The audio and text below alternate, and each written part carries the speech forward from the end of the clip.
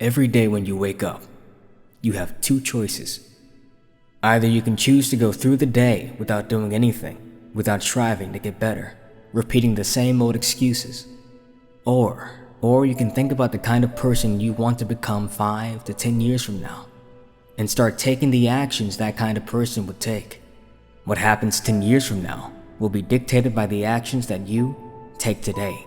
Do something today that your future self will be proud of. Do something today that will make your family happy 10 years from now. Do something today to become that person that you've always wanted to be. There's something about the way we perceive success that results in one of the greatest tragedies of our time, and that's the belief that successful people, the ones at the top of their game, that talent is what punched their ticket, that destiny brought them to the finish line, and that's wrong. It's wrong because it takes the journey, the struggle, the scratching and the clawing that it took to get to the top of the mountain and throws it out the window. It completely mitigates what's most important. In the real world, the one we're living in, it doesn't matter who you are. You were never entitled to a result. Victory is a product of the fight.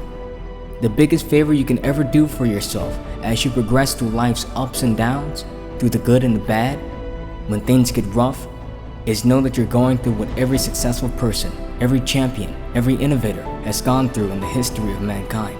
Struggle is beautiful. It's a sign that you're in the midst of what separates great from average. It's a necessary step, and it's the most important step you will ever take because 99% of people can't see past it, right? The world sees struggle, sees hardship as a time to pack it up, to walk away, to be intimidated. But the best, I'm telling you, they look at struggle differently. Just like you can't get fit without blood, sweat, and tears at the gym. You can't make deals without the hustle. You can't make things happen if you don't move forward in the face of adversity. When the word no is staring you in the eyes, it's all part of the process. Winners walk on. If you want something bad enough, you know that being uncomfortable is an ingredient.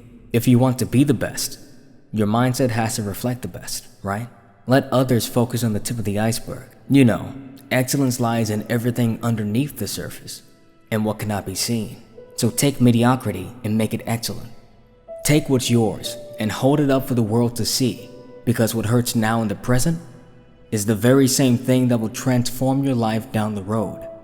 At the intersection of what is and what can be, our stories are written. It's where decisions are made and lives are ultimately defined. And which way you go when staring at this fork in the road can mean everything. Maybe you go left, take the easy path, minimal upside, minimal downside, proven and tangible. It gives immediate identity, but also brings with it some degree of regret. Not because you won't like who you are, but because you'll never know what you could have been. Maybe you can't live with that. Maybe you go right. Let's say you roll the dice. Dream chase your eyes fixated on the horizon, moving toward it soon to realize that the world you live in will bring you to your knees faster than you can blink. That uncertainty hurts. That effort without immediate validation is pain. And that the road less traveled is less traveled because of the difficulty associated with it. And now, you have a very important question to ask yourself. Do you have what it takes? Can you see the big picture when the sky appears to be falling down around you? When all it takes is to backpedal and be comfortable again? To take the other road, to return to what you knew, can you still move forward? It's a funny thing when you're in pain. It becomes very easy to forget why you began. The pragmatic human brain sees discomfort as a problem, and it wants it gone immediately.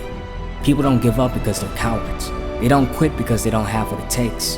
They give up because they can no longer see the big picture. They forgot why they started.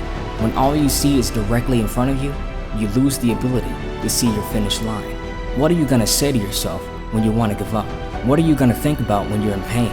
Remember why you started when you're in doubt about whether you want to keep going. Imagine how your life is gonna be if you didn't attain your dream. When you want to stop becoming better, think about the people who believed in you. Take that first step. Take that second one. Starting is the difficult part. After you've started, you just have to get the momentum going. If you start today, 1 year from now, you don't have to look back and think that you wasted just another year and how much better you could have become in that time. The first step towards getting somewhere is to decide you're not gonna stay where you are.